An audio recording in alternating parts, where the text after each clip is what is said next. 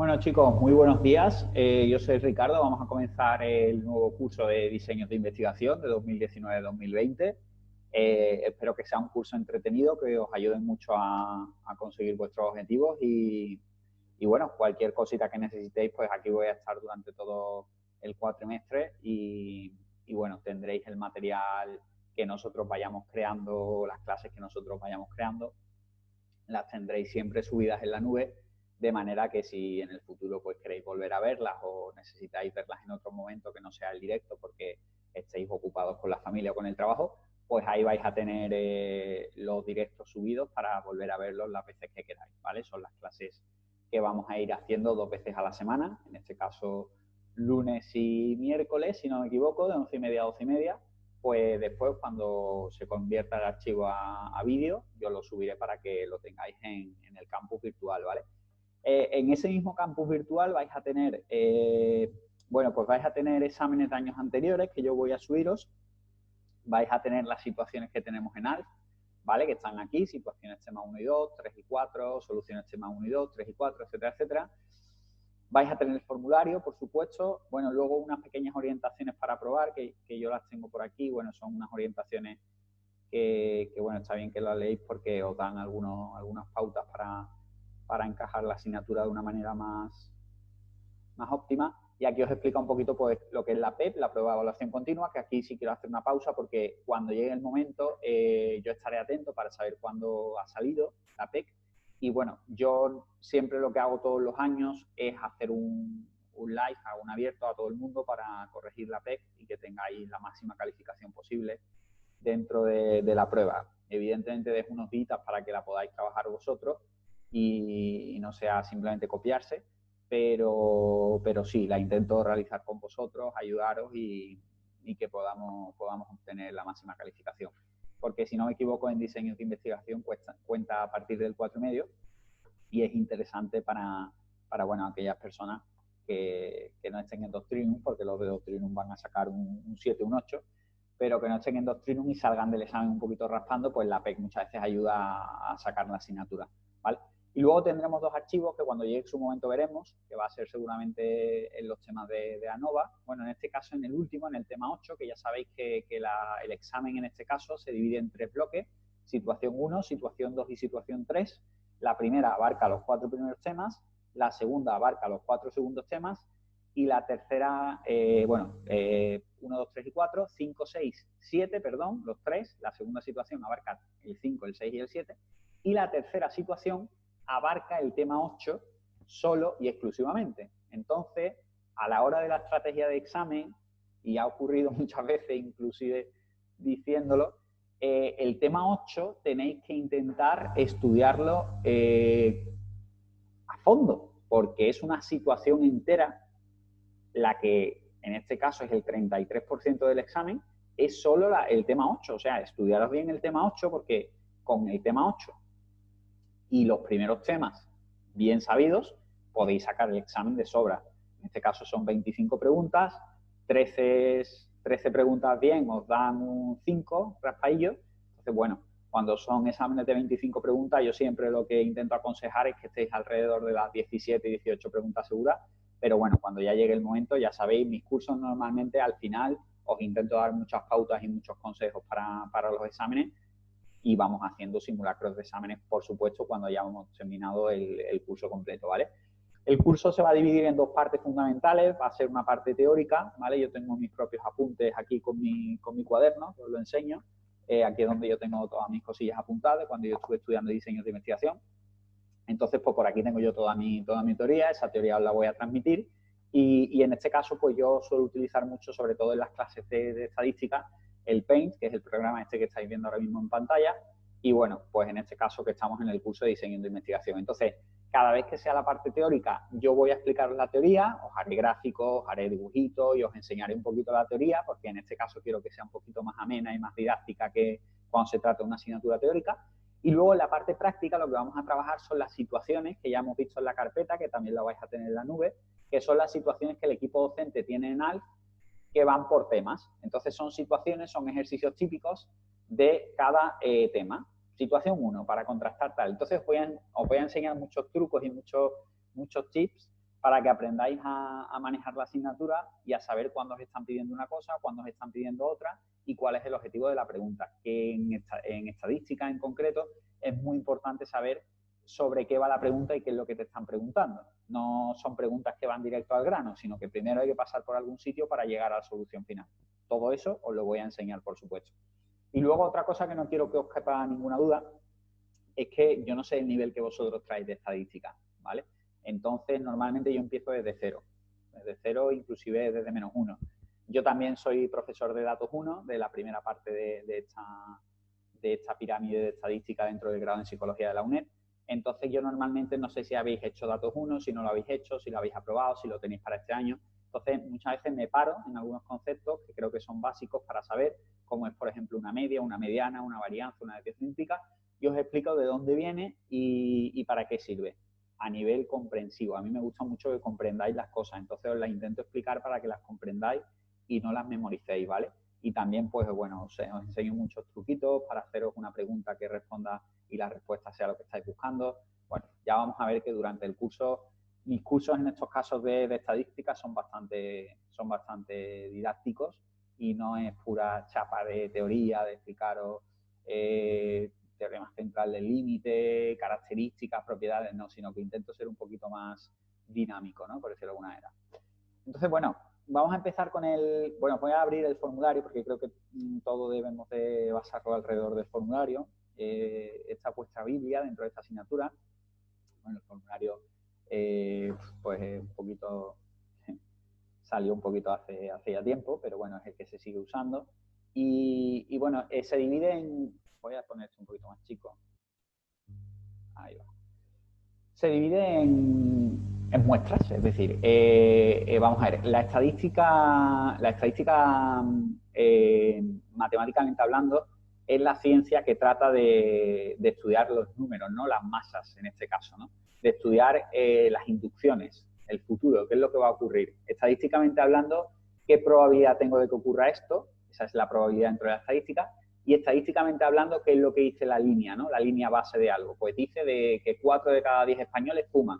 Eso es estadística. Esos son números, esos son datos que se recogen a nivel poblacional y que a partir de ellos podemos estar sacando unas matrices y unas características que siempre, normalmente, van a ser igual, van a ir en la misma línea. Gracias a eso, dentro de la psicología, los psicólogos, como bien se sabe, no somos brujos, sino simplemente nos basamos en muchos datos estadísticos que están ocurriendo a nivel poblacional y a partir de ahí emitimos una serie de hipótesis que luego comprobamos si son verdad o no. Entonces, en diseños de investigación, que es la segunda asignatura de estadística que se ve en el grado en psicología, aparte de fundamento de investigación, que es la base del método científico, en análisis de datos 1 es estadística, en este caso descriptiva, entonces lo que se hace es que se coge una muestra y se estudia la muestra por dentro. Se le saca la media, la mediana, la frecuencia absoluta, todos los estadísticos descriptivos que habéis conocido principalmente. Media, varianza y proporción son los tres principales estadísticos que vemos aquí en esta asignatura. De hecho, es también así. Y en la estadística descriptiva, pues también pasa exactamente lo mismo. Entonces, tenemos dos grandes movimientos, que es el movimiento micro, ¿no? Por decirlo de alguna manera, que es el movimiento de la estadística descriptiva, el que se mueve dentro de la muestra y estudia dentro de la muestra.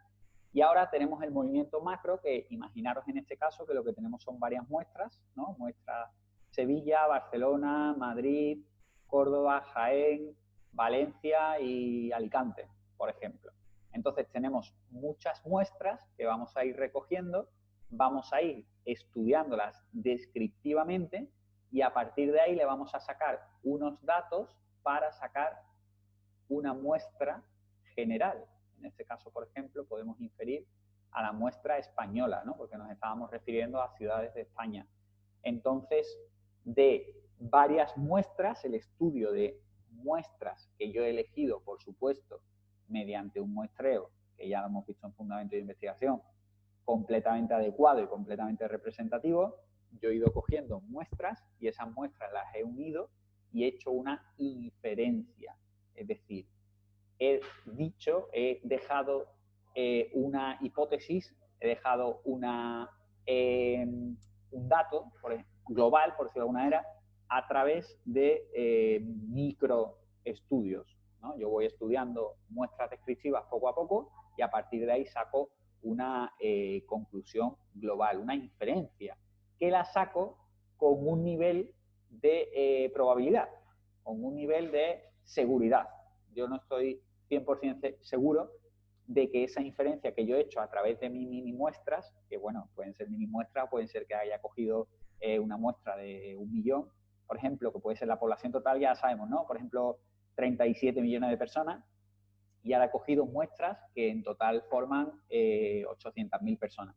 Pues normalmente cuando es 800.000 personas sobre 35 millones, que es la población total, ahí hay un nivel de seguridad que por supuesto está estudiado y se puede sacar.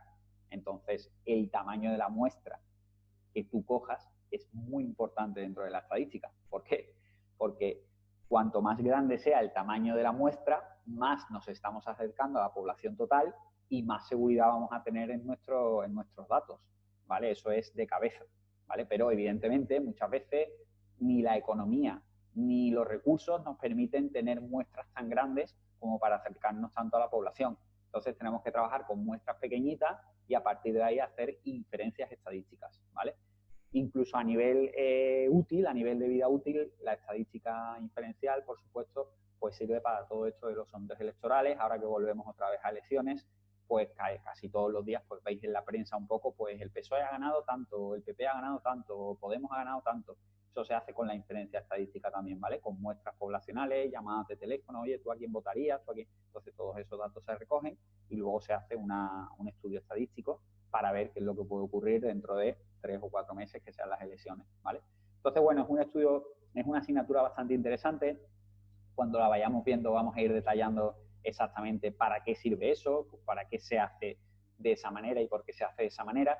Y bueno, el objetivo, por supuesto, el objetivo fundamental es que saquéis el examen de diseño de investigación de enero-febrero, ya os presentéis a la primera semana o a la segunda, que ya también os daré algunos consejillos sobre eso.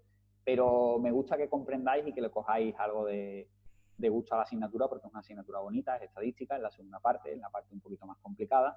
Psicometría no tiene nada que ver, que hay mucha gente que no sabe esa diferencia, pero psicometría se refiere al estudio de los test psicométricos, entonces tiene poco que ver, tiene fórmulas, tiene todo lo que, muchas cosas que se parecen, muchas características comunes, pero poco tiene que ver con diseños de investigación, ¿no? que es estadística inferencial. Entonces, bueno, hoy vamos a ver el tema 1, por supuesto, ¿no? Diseños de investigación y análisis de datos. Y de lo primero que os habla, yo hoy voy a hablar de algunos términos básicos que son bastante importantes. Y de lo primero que os habla es del teorema central del límite, ¿vale? El teorema central del límite es el teorema donde nosotros nos basamos, ¿vale? Es el marco teórico que mueve todo esto, a raíz de, es el marco teórico, el encuadre teórico donde nosotros estamos dentro, y a partir de ahí pues empiezan a sacar una serie de estudios, hay una serie de autores que investigan sobre esto y empiezan a sacar sus hipótesis, sus leyes y sus teorías, ¿no? Entonces la teoría esta es la teoría, bueno, es el teorema central del límite. Establece que sin importar la forma de la distribución poblacional de la variable, en este caso si estamos ante una distribución poblacional X, ¿vale? Ya sea Z, T, chi cuadrado, son cosas que habéis visto en datos 1, pero nosotros también las recalcaremos cuando estemos en la parte un poquito más práctica. La distribución muestral de la media se aproximará a la normal, es decir, la población normal es la población total. Cuanto más grande sea el tamaño de la muestra, más nos acercaremos a la población total. Eso lo he dicho antes y es una cosa que realmente es lógica. Si yo tengo una población total conocida, cuidado con esto de conocido y desconocido, y luego lo veremos, si tengo una población total conocida, evidentemente esa es la población total. Cuanto más me acerque con mi muestra, más seguridad tendré en mis datos y mis resultados serán más verídicos. Cuando salga el dato real, cuando salga el resultado, veré que efectivamente he tenido una tasa de acierto bastante alta, ¿vale? La distribución muestra de la media se aproxima a la normal a medida que aumente el tamaño de la muestra, lo que acabo de decir, perdón. Vamos a considerar que una muestra grande a partir de n es tamaño de la muestra, ¿vale? Mayor o igual que 30 sujetos, aunque en el libro hay veces que consideran 100, ¿vale? 30 y 100 son los datos, a veces con 100 y otros con 30, normalmente con 100, ¿vale? Para que os quedéis un poco en duda de, bueno, pero al final, Ricardo, ¿con qué es? ¿Con 30 o con 100? Con 100 normalmente, ¿vale? El libro. Ya cuando lleguemos al formulario veremos todas esas formulitas y cómo se usan y tal, ¿vale? Y bueno, ahora habla un poco de la tipificación. No sé si habéis visto alguna vez Yo creo que sí, que evidentemente habéis tenido que verlo. El tema de la tipificación. Vamos a abrir un nuevo archivo, no guardar. Vale, el tema de la tipificación, eso se hace con z, que dice que z es igual a x menos la media de x, que es media y un palito, ¿no? Ahora lo pongo. Menos la media partida la desviación típica, ¿no? Entonces, eso es tipificar una puntuación. Tipificarla es convertir una puntuación directa, que directamente ha obtenido el sujeto, una puntuación directa, una X, las puntuaciones directas, por ejemplo, hacemos el examen de psicobiología y sacamos un 7,4 o sacamos un 8,2. Esa es nuestra X, esa es nuestra puntuación directa del examen de psicobiología. ¿Qué ocurre? Que para tipificar una puntuación, ¿no?, tengo que compararla con la media de mi grupo de psicobiología, de mi clase, y con la desviación típica de mi grupo, que también se calcula por otro lado.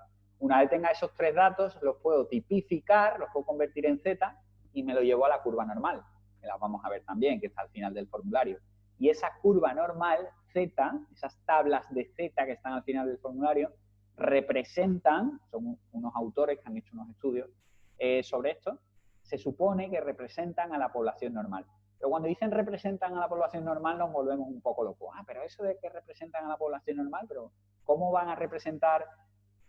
¿Qué población? ¿De qué población normal estamos hablando? ¿De España? ¿De Sevilla? ¿De Madrid? ¿De qué población estamos hablando? ¿De los colegios de Andalucía? ¿De los colegios privados de Jaén? Claro, estamos hablando de la población que tú estés estudiando. Por eso yo tengo aquí la media y tengo la desviación típica. Porque la media, sabéis que para hacer una media de algo yo necesito todos los datos y dividirlo entre el número de datos, ¿no? Entonces, cuando hablan de que Z representa a la población normal, nos volvemos un poco locos y decimos, una población, claro, cuando escuchamos la palabra población, pensamos a lo grande, ¿no? Pensamos en wow, la población mundial. No, la población que estemos estudiando, porque para eso en la media y en la desviación típica tengo representados los datos de mi población. Personas que estamos haciendo el examen de psicobiología en la UNED de Madrid el 7 de enero de 2020, por ejemplo. Entonces, cuando ya tengo todos esos datos y hago la media, hago la desviación típica y lo intento tipificar, son datos de la población que están haciendo el examen de psicobiología, ¿vale? Eso es Z, eso está representando Z. Z está representando la población que está haciendo eso, la población que yo estoy estudiando, ¿vale? Porque aquí una de las primeras partes es la parte de la tipificación, ¿vale? Y la curva normal Z, que es una de las primeras curvas que vamos a estudiar, bueno, pues se representa así, tal, hace así, y ahora viene aquí, tiene aquí una curvita, y ahora hace así, ¿no? Y aquí dentro pues están representados todos los números con aristas verticales y horizontales, pues están representados minúsculamente todos los números que representan a la población normal. La población normal de estudio, creo que faltaría ahí el apellido, que no lo pone en casi ningún sitio, que es la población normal de estudio, o la población normal que estudio, que estoy estudiando, la representación de la población que yo estoy estudiando, ¿vale? Entonces, bueno, aquí te explica un poco que la media te dice que n 0, 1. ¿Vale? Es lo que se pone aquí. Eso significa que tiene media 0 y desviación típica 1, ¿vale? Es decir, que si yo parto por aquí, este es el punto 0, es su media, ¿sí? Y esto va de 0 a 1, ¿vale? Estamos hablando ya de lo que es la parte de la desviación típica, ¿vale? La población Z tiene media 0 y desviación típica 1, ¿vale? Entonces, lo importante aquí es lo siguiente, ¿vale? Os voy a explicar un concepto anterior a todo esto que creo que es bastante importante que os quede claro y así ya vamos estrechando un poquito hacia dónde vamos, ¿vale? Mira, os he puesto esta fórmula justo para eso. ¿Os habéis dado cuenta que esta fórmula utiliza, ya seguro que os habéis leído el primer tema o le habéis echado un vistacillo, vosotros habéis visto el abecedario griego y el abecedario latín, ¿no? Esto es cuando encontremos, esto es, en este caso, encontramos palabras latinas, si encontramos, por ejemplo, la X, o encontramos, por ejemplo, la Y, o encontramos, por ejemplo, la S, o encontramos, por ejemplo, P, ¿no? Son palabras latinas, ¿no? Vamos a ver los tres estadísticos grandes que nosotros usamos, que son media, varianza y proporción.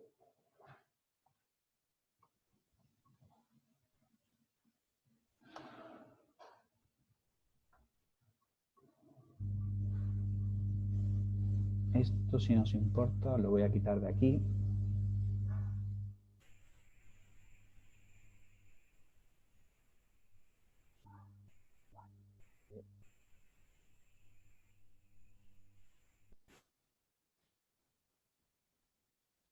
Vale.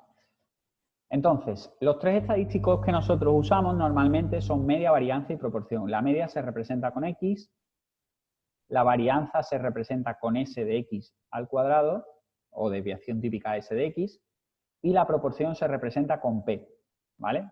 Entonces, estos son letras latinas, señores, letras latinas. Y luego, por otro lado, tenemos las letras griegas, ¿vale? La varianza también, la media, perdón, también se puede representar con, en este caso, la proporción con pi, la varianza con, a ver si pongo aquí, omega al cuadrado, perdón, sigma al cuadrado, y la media con mu, ¿vale? Que es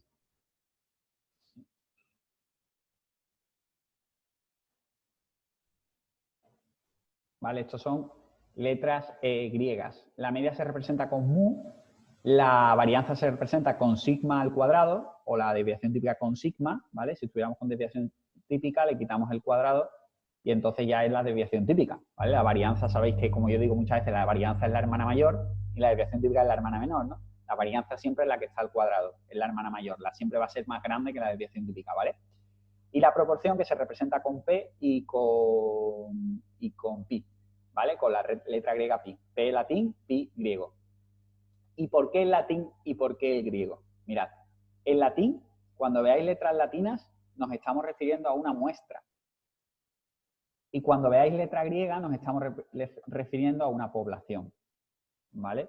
Entonces, cuando veamos una fórmula o veamos un dato numérico que está representado con una letra griega, pensad que ese dato nos lo están dando de la población. Y el objetivo de esta asignatura es que cojamos datos muestrales y hagamos una inferencia poblacional, ¿no? Por tanto, si me están dando datos poblacionales, poca gracia tiene todo esto, porque entonces es como si ya hubiera llegado a la solución. O que me estén preguntando otro estadístico, media, varianza o proporción, y me están pidiendo varianza y me están dando la media poblacional, ¿vale? Puede ser perfectamente media poblacional conocida, ¿vale? Ya lo veremos cuando lleguemos. Pero normalmente datos poblacionales poquitos nos van a dar. Nos van a dar muestrales, nos van a dar latinos, nos van a dar la S, nos van a dar la X, nos van a dar la Y, nos van a dar la P. ¿Por qué? Porque la gracia de esta asignatura está en que yo tengo datos muestrales y a partir de ahí resuelvo, según me estén pidiendo en el problema, datos poblacionales. En qué media se moverá esa población, en qué varianza se moverá esa población, en qué proporción se moverá esa población. Este es el objetivo principal de esta asignatura. Hipótesis, hago hipótesis y al final la rechazo o la acepto en función de lo que ha ocurrido o lo que me ha dicho mi estudio que va a ocurrir en la población, ¿vale? Entonces, eso es importante que os lo sepáis. Vale, pues este conjunto, el conjunto griego de población, a los datos poblacionales, a a la media poblacional, a la varianza poblacional, a la desviación típica poblacional, a los datos poblacionales se le llaman parámetros. ¿Vale? Y a los datos muestrales se le llaman estadísticos.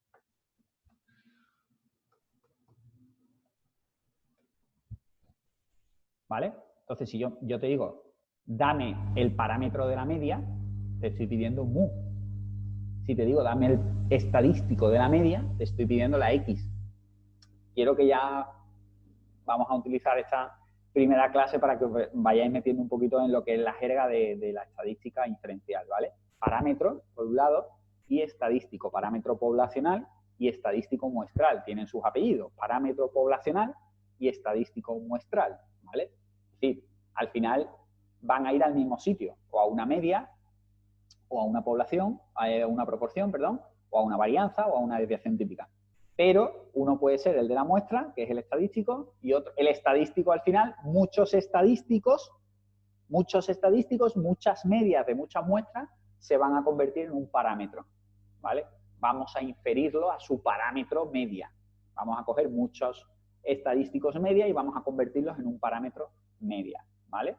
Entonces, esa es la idea inicial de diferenciación entre si me están dando un dato muestra o me están dando un dato población, cómo se llama uno y cómo se llama el otro, ¿vale? Esa es una de las primeras cositas que veis en el tema 1, ¿vale? Y luego, bueno, luego lo que sí viene aquí ahora, voy a borrar esto también, vamos a ver, aquí. Mirad.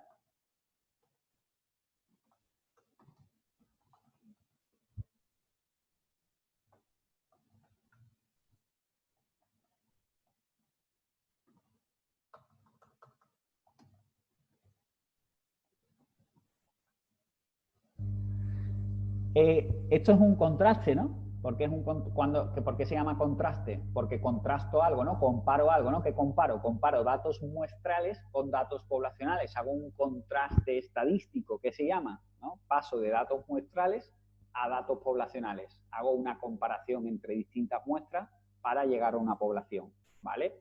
Ya eso lo iremos viendo. Como tenéis la posibilidad de volver a ver las clases desde el principio, cuando avancéis en la asignatura vais a ver qué relación tiene esto y qué razón tiene esto que estoy diciendo, ¿no? Entonces, tipos de contraste, yo no quería ver la palabra parámetro y la palabra estadístico antes y ahora vemos esto. ¿Por qué? Porque tipos de contraste hay dos. Contrastes paramétricos, es decir, contrastes que la muestra se puede llevar a la población, que se puede llevar, que estadística o matemáticamente hablando, puedo coger datos muestrales y llevarlos a la población, ¿vale? Entonces, esos son contrastes paramétricos.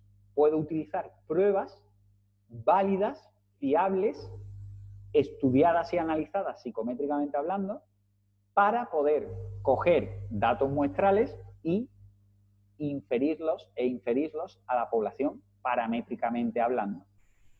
Y luego hay otro tipo de contrastes que se llaman contrastes no paramétricos, es decir, son tipos de contrastes que estadística o matemáticamente hablando no me permiten llevarlo a la población. Los puedo llevar, pero no son válidos.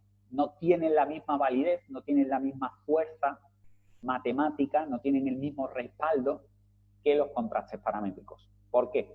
Porque tienen que pasar por una serie de pruebas, ¿vale? Que normalmente son 4, que son homoselasticidad,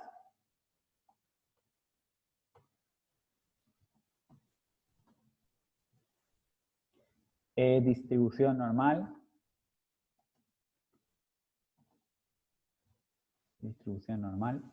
linealidad, homoselasticidad, distribución normal e independencia de los errores.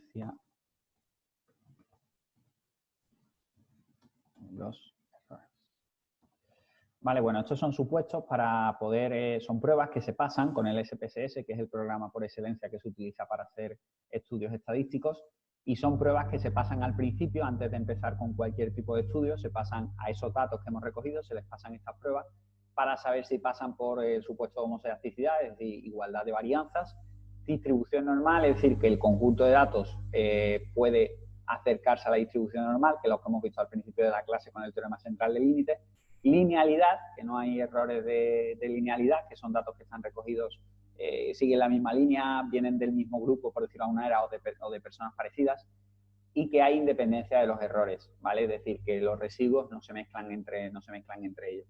Son 4 supuestos que, bueno, en este caso vosotros no hace falta que os aprendáis, vosotros más bien os tenéis que aprender lo que son las propiedades de los mismos contrastes, las propiedades que ahora las vamos a ver, pero sí es importante que lo sepáis, que existen 2 tipos de contrastes. Los paramétricos, que son los que se pueden llevar a la población, y los no paramétricos, que no han pasado estas pruebas, por tanto, no se pueden llevar a la población. Se pueden, pero no van a tener el mismo respaldo. Como pruebas para contrastes paramétricos tenemos Z, T, F y chi cuadrado, ¿vale? Son las 4 pruebas que nosotros vamos a aprender a usar a lo largo del libro. Distribución normal Z, distribución T de student, distribución F de Fischer y distribución chi cuadrado, ¿vale? Todas las distribuciones son derivaciones de Z. Atendiendo, por favor, a lo que acabo de decir. Todas las distribuciones son derivaciones de Z. Chi cuadrado es una Z entre otra Z. F de Fischer es, imaginaros, me lo voy a inventar, Z al cuadrado menos Z partido por Z al cuadrado. Tienen como unas reglas matemáticas, como unas fórmulas matemáticas internas, que lo que vienen a decir, al fin y al cabo, es que todas las distribuciones vienen de Z. Son derivaciones de la distribución normal Z. Lo que pasa es que recogen distintos aspectos y distintas formas en función del estadístico o el parámetro que estemos estudiando, ¿vale? Una se utiliza para media, otra se utiliza para varianza, otras se utilizan para proporción, ¿vale? Que eso también lo veremos, ¿ok? Entonces, nosotros vamos a ver contrastes paramétricos, ¿vale? Bueno, aquí tenemos Spearman-Brown, tenemos Wilcoxon, tenemos F de Snedecor, tenemos otros contrastes que son los hermanos de Z, T, F, chi cuadrado, pero en no paramétricos, ¿vale? Es decir, también hay pruebas para pasarle a esos datos para obtener resultados, pero no tienen el mismo respaldo, insisto, ¿vale?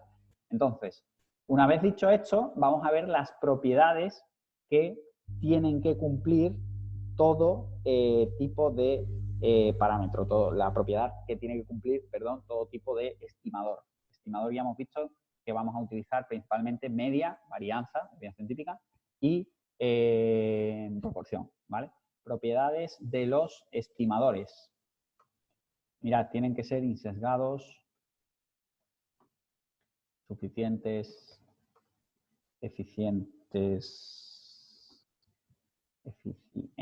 y consistentes, ¿vale? Insesgados, que no tienen errores, no tienen sesgo, ¿vale? No tienen errores. Normalmente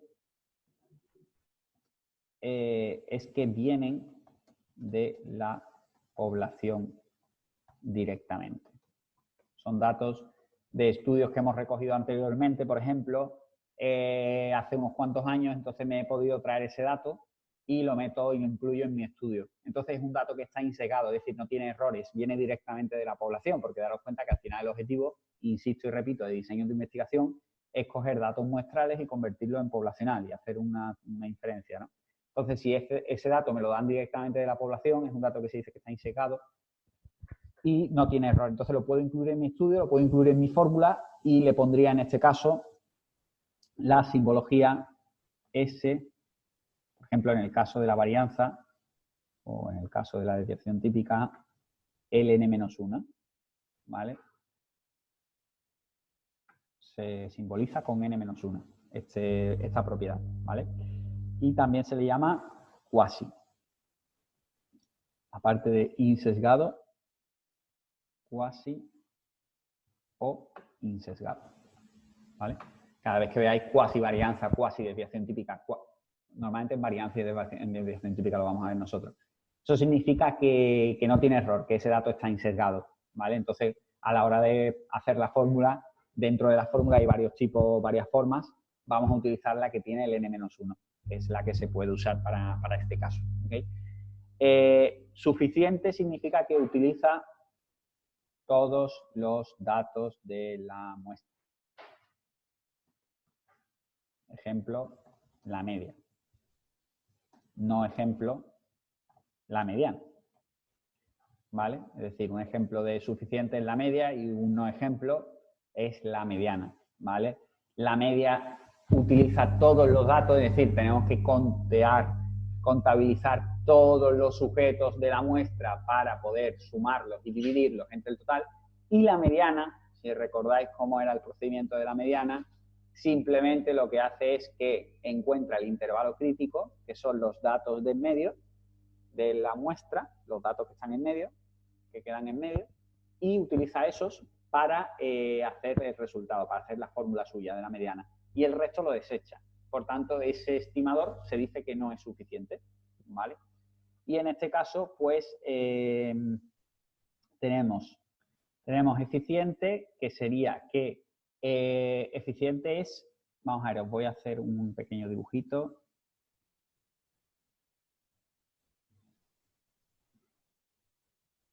Mirad,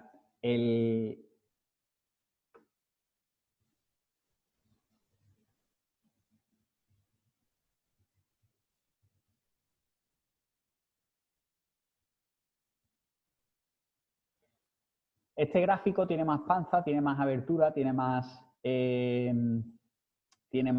amplitud que este, ¿vale? Es decir, eficiente va en función de la varianza. La varianza es, ahora os voy a explicar lo que es la varianza, que llega el momento, ¿vale? Os he dicho que vamos a intentar hacerlo todo desde cero para que entendáis cualquier concepto. Varianza.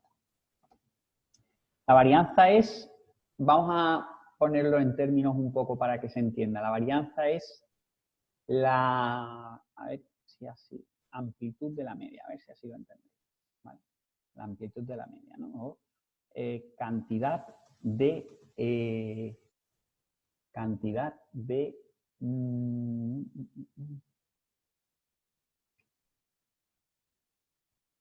distancia entre el menor y el mayor valor de la media. Ahora os lo explico.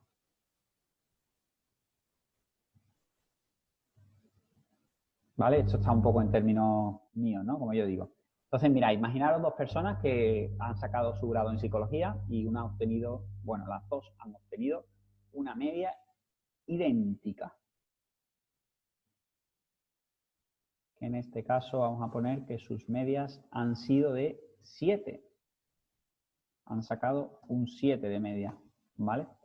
Pero ¿qué ocurre? Que la persona A ha obtenido un 3, bueno, un 3 no puedo obtener en la vida, un 5, un 6, un 7, un 8, un 9 y un 10, ¿vale? Porque mi grado en psicología tiene nada más que 6 asignaturas, ¿vale? Ojalá, ¿verdad? Entonces ha obtenido un 5, un 6, un 7, un 8, un 9 y un 10, ¿vale? Y la media un 7. No sé si la media de eso es un 7, ¿vale? Es un ejemplo. Y la persona B ha sacado un 7, un 7, un 7, un 7, un 7, un 7, ¿vale? 6, 7. Y la media le da un 7, ¿ok? Pues la distancia, la amplitud que va a tener la media por dentro tiene su amplitud, ¿no? Porque como la media es un conjunto de resultados, tienen una amplitud X, ¿no? ¿Vale? Pues esa amplitud es la varianza. Esta media, esta persona, va a tener media 7, pero su varianza, su desviación típica, va a ser mayor que la de la persona B, que es más eficiente.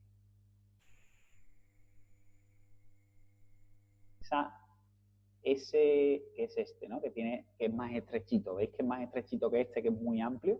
¿Vale? Este es menos eficiente que este.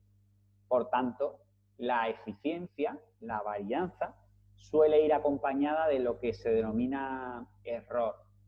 error de la desviación típica o error muestral, ¿vale? En estadística, cuanta más varianza tenga un dato, cuanta más amplitud tenga un dato, cuanta más distancia haya entre el menor valor y el mayor valor, se dice que es más residual, que tiene más error. Preferimos quedarnos con un dato más eficiente que otro. Es decir, si os ofrecen en este caso dos datos o dos medias iguales, pero luego le preguntáis, ¿no? Esto como cuando vais a comprar un coche, ¿no? Y luego os ocultan algunas características internas que no sabíais, ¿no? Pues esto es igual. Es como si os venden dos medias de 7 y ustedes decís, ostras, pues dos medias de 7. Vale, pero dime qué desviaciones típicas tiene cada una.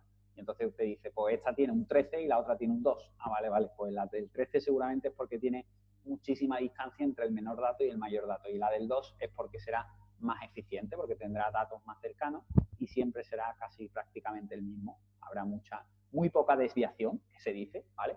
Entonces eso es la eficiencia del dato, ¿vale?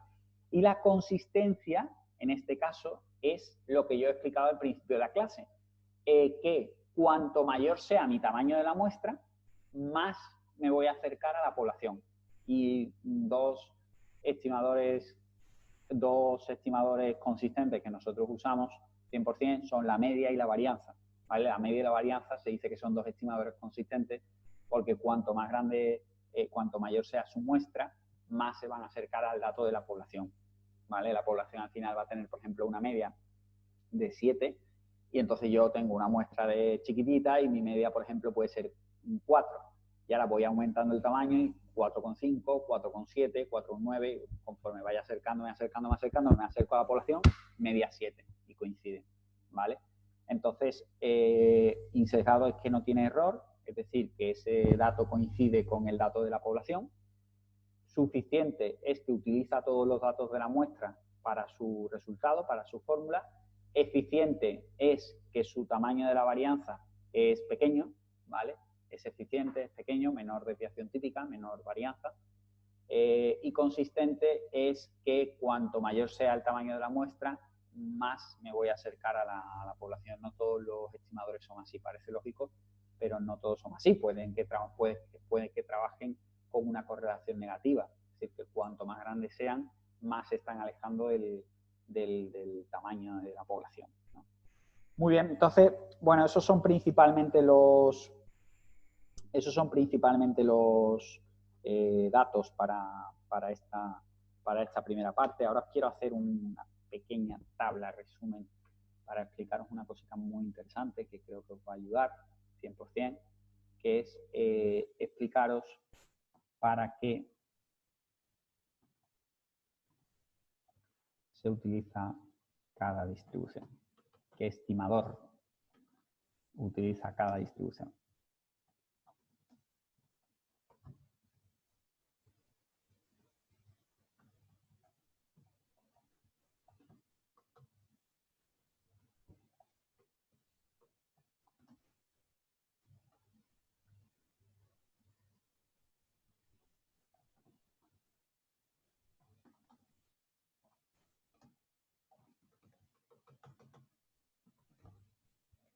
Muy bien, ¿vale?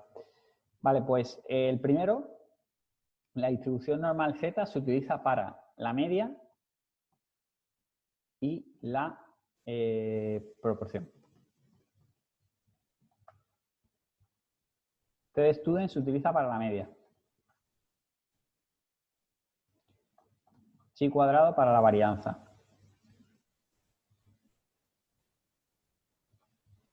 Y F de Fischer para la varianza. ¿Vale?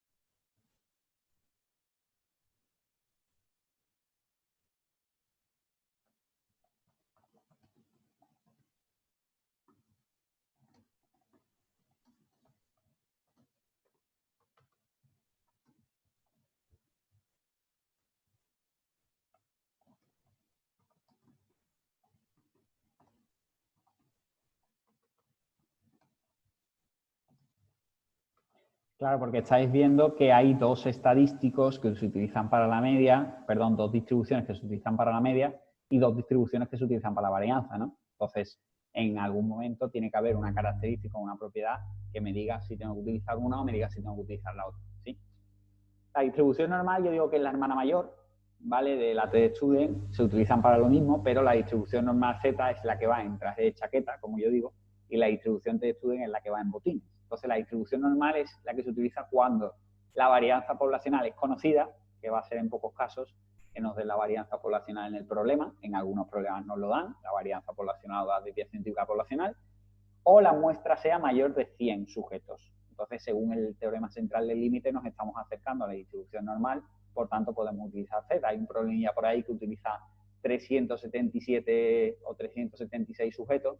Parece que se tiene que utilizar T, pero no, utilizan Z porque como son 376 es una muestra mucho mayor de 100 y utilizan la distribución normal Z para hallar los resultados. Por tanto, Z y T se utilizan para la media, pero, y además el formulario lo deja bastante claro, ya cuando lleguemos lo vamos a ver. Una se utiliza cuando la varianza poblacional es conocida y la otra se utiliza cuando la varianza poblacional es desconocida. Y nos están pidiendo la media, que también os voy a explicar cómo detectar eso en el problema, en la lectura del enunciado del problema. ¿Okay? Y luego tenemos distribución chi cuadrado y f de Fischer, que es para la varianza ambas, pero una se utiliza cuando estamos en el caso de una muestra, que es en el primer tema, en los temas 1 y 2, y los otros se utilizan para más de una muestra, que es a partir del 2, en el 3 y en el 4 y tal. Utilizamos la f de Fischer y ya luego en el ANOVA, que son los temas 5, 6 y 7, también utilizamos la f de Fischer, ¿vale?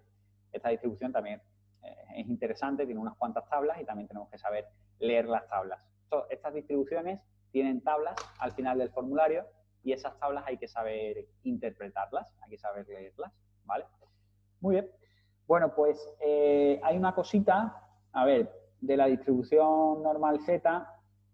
Bueno, vamos a ver un poquito el formulario hoy para dejar acabada la clase y ya lo que hago es que el próximo día os explico un poquito la distribución normal Z, voy a explicar un poquito los niveles de confianza y las puntuaciones típicas, porque ya lo que es puntuación típica, estadístico de contraste, ya todos esos términos, tamaño de la muestra, etcétera, etcétera, entran más bien en el tema 2, ¿vale? Entonces hoy no os quiero ahogar de información porque os saturáis, practicáis un poquito lo que he dicho, lo volvéis a ver, os lo apuntáis en un croquis o en el mismo libro si seguís la lectura del libro y con eso vais asentando conocimiento. Mirad, este es el formulario, esto es una muestra, ¿vale? Y yo, para que también penséis en esto, es decir, hoy dos cosas muy importantes que tenéis que ir aprendiendo son los tres estadísticos principales o los tres estimadores principales que vamos a usar, que son media, varianza o desviación típica y proporción. Como veis aquí, media, media, proporción y varianza, varianza, ¿vale? Y luego igual, media, media, proporción. Lo que pasa es que tienen distintos casos que ya iremos viendo. Pero principalmente vamos a utilizar media, varianza y proporción, ¿vale? Luego, como distribuciones, vamos a utilizar principalmente Z, T, chi cuadrado, ¿vale? Aquí, Z, T y chi cuadrado. Y luego, en el siguiente tema, veremos la f de Fischer, ¿vale? Entonces, como estimadores, principalmente media, proporción y varianza, o desviación típica. Como distribuciones, principalmente Z, T, chi cuadrado y f de Fischer, ¿vale? Es que quiero que vayamos ya viendo eso para que veáis un poco dónde están los límites, ¿vale? Y de ahí no vamos a pasar, ¿vale? Una de las cosas que ocurre cuando empezamos con esta asignatura, que la vemos un poco insaciable, por decirlo de alguna manera, o un poco fuera de nuestro control, es que no sabemos hasta dónde llega, ¿vale? Y muchas veces cuando vemos una cosa así, pasa con muchas cosas en la vida, pues no sabemos hasta dónde llega el problema porque no tenemos conocimiento de él. Entonces yo quiero primero marcar los límites y dejaros claro dónde están los límites y hasta dónde tenéis que aprender para que, no sé si voy a crear esa sensación, pero os hagáis la sensación de, bueno, pues por lo menos es hasta ahí, ¿vale? Y ya a partir de ahí pues empezamos a ir ahondando en cada término y en cada punto y ya os voy explicando qué es lo que significa cada cosa, ¿vale? Entonces, yo me hago dos preguntas, que estas dos preguntas os sirven un montón a todos. Cuando vayáis avanzando vais a ir viendo que os sirven más todavía, ya cuando estamos a nivel problema, porque al final lo que nos vamos a encontrar en el examen son 2 o 3 preguntas teóricas y muchas situaciones, muchos problemas. Entonces, esos problemas hay que saber resolverlos. Así que, al fin y al cabo, esta asignatura va de utilizar fórmulas y de averiguar los resultados de los problemas, ¿vale? Pero yo para esto me hago dos preguntas principales, que es apuntaros esto y grabaroslo a fuego lento. ¿Qué me están pidiendo y de quién me lo están pidiendo? Repito, ¿qué me están pidiendo y de quién me lo están pidiendo? ¿Vale? Es decir, ¿qué me están pidiendo? Para mí son las columnas. ¿Y de quién? Para mí son las filas. ¿Vale? ¿Qué me están pidiendo? ¿Me están pidiendo el estadístico de contraste? ¿Me están pidiendo el intervalo de confianza? ¿O me están pidiendo el tamaño de la muestra? ¿Y de quién me lo están pidiendo? ¿Me lo están pidiendo de la media? ¿Me lo están pidiendo de la proporción? ¿O me lo están pidiendo de la varianza? Ya luego, una vez que sepa que me lo están pidiendo de la media, pues ya veo si tengo que utilizar esta fila o tengo que utilizar esta fila. Si tengo que utilizar de la media esta, o porque tengo menos de 100 sujetos, o tengo que utilizar esta porque tengo más de 100 sujetos, ¿vale?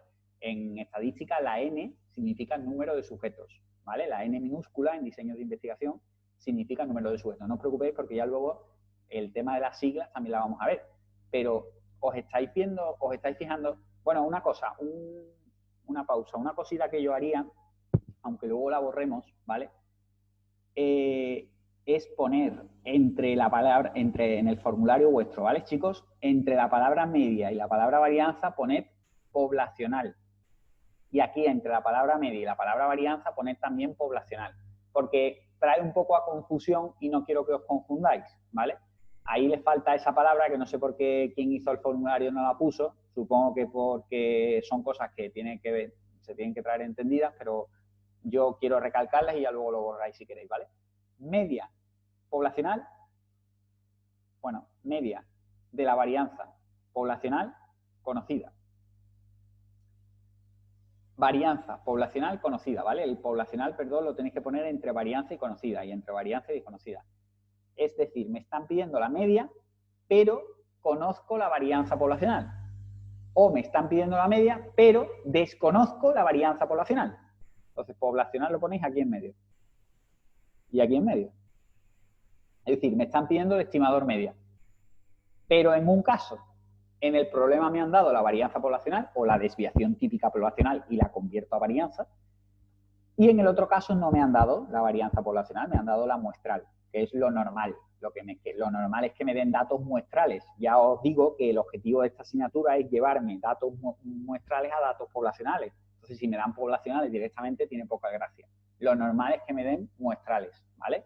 Entonces, si os fijáis,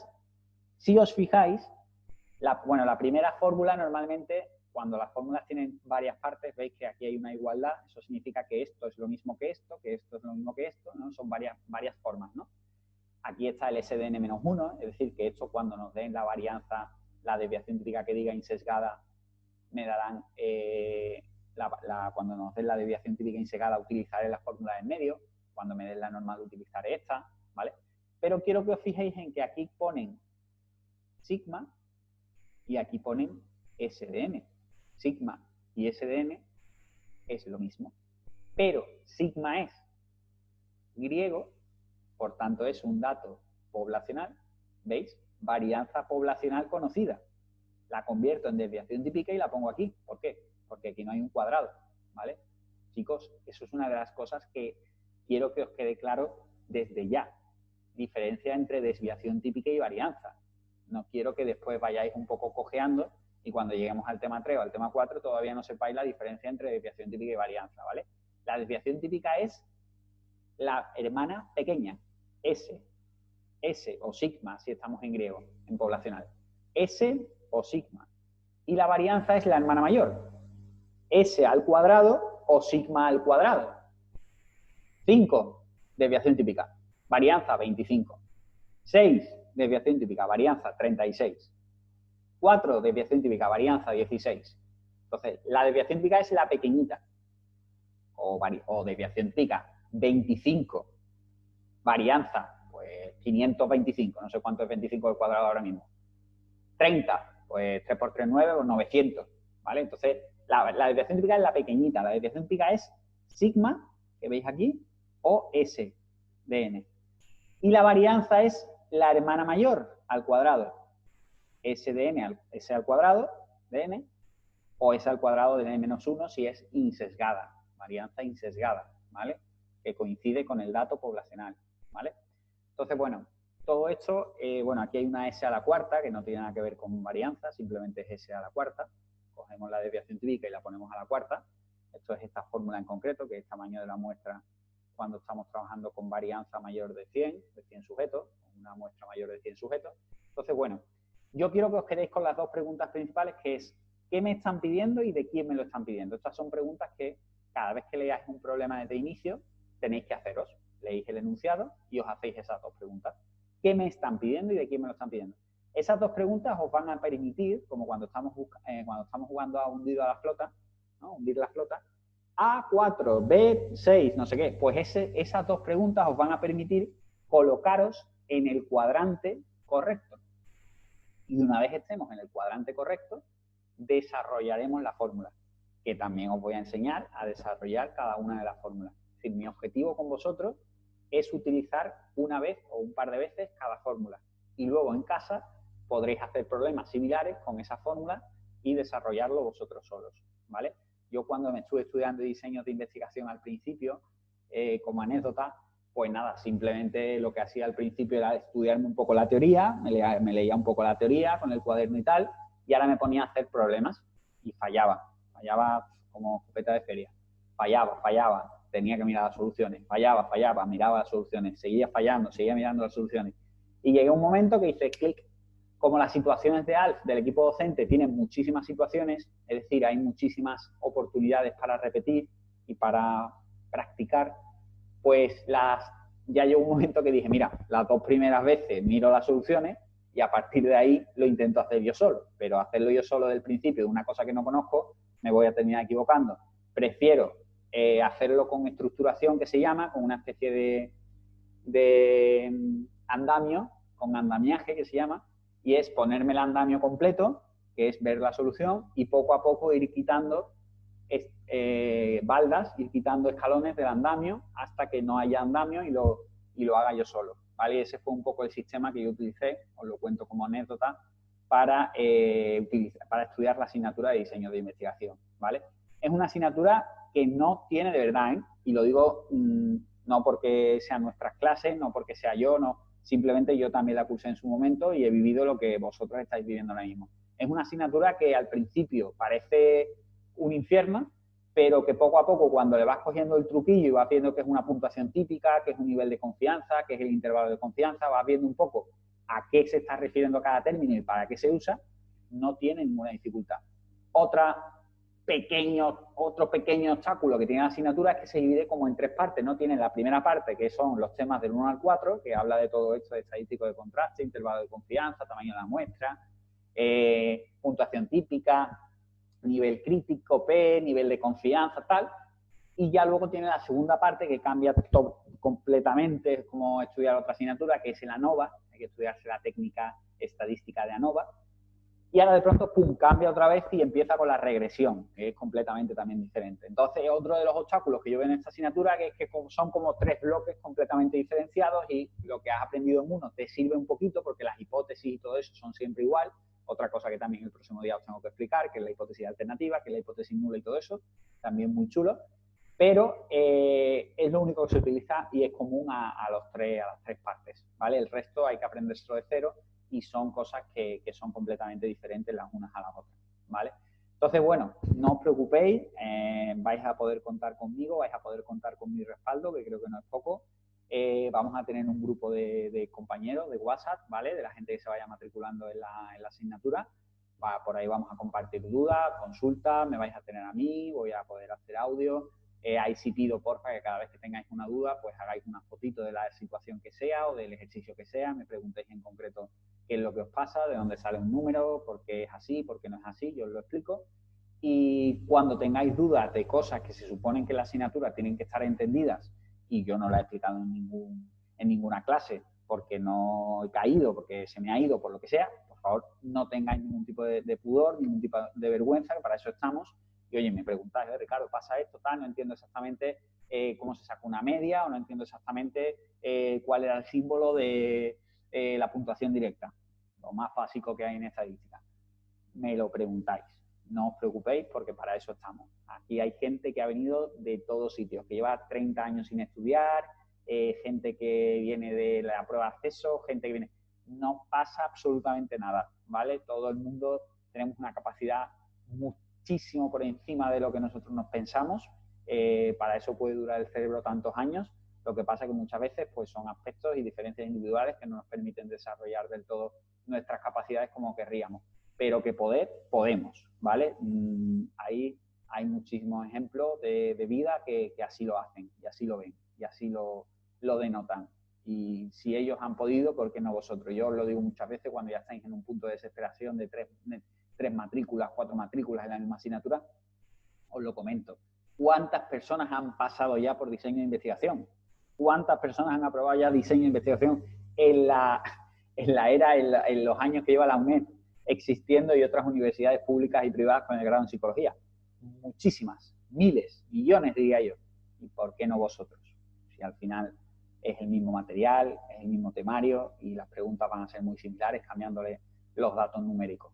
Pues por supuesto que sí, ¿vale? Lo que hay es que creer, que confiar y ser insistente. La insistencia en estas asignaturas es fundamental y la constancia y la no pereza. Y un día hacer 4 o 5 problemas, al día siguiente otros 4 o 5, y no dejarlo, no procrastinar. No decir, bueno, ya lo veré cuando llegue diciembre, ya cojo los libros y me pongo a full y tal, no sé qué. Son cuentos que nos contamos nosotros mismos para estar más tranquilos con nuestra conciencia, pero que muchas veces pues ocurre otra serie de circunstancias que no sabéis que iba a pasar en ese momento y os estropean toda la historia y al final pues se va todo al bueno, pues al desastre, ¿no? Por decirlo de alguna manera. Así que nada, chicos, muchísimas gracias por vuestra atención. Espero que os haya gustado la clase. Creo que van a ser más divertidas de lo que os esperáis, pues espero. Normalmente lo hago con la misma metodología casi siempre. Siempre que haya alguien en directo, pues por supuesto, pues estará, lo veréis y tal. Y yo participaré, lo haré participar, ¿vale? Le preguntaré cositas y tal. También son clases que para esa persona en concreto pueden ser muy, muy productivas. Y nada, y al resto, que veis esto grabado, que estáis viendo esto grabado, sea cuando sea, ahora o dentro de X, pues nada, pues muchísimas gracias por haber confiado en mí para vuestra formación en esta asignatura y creo y espero que vais a cumplir con vuestras expectativas. 30, 70, 40, 60, no sé en qué porcentaje de responsabilidad dejarlo, pero sí que es verdad que en casa pues tenéis que hacer cositas, tenéis que repetir las cosas que veo, que las clases las tenéis que ver de nuevo, tenéis que hacer ejercicios y demás de las cosas que nosotros vayamos viendo en las partes prácticas y el resto está hecho, ¿vale?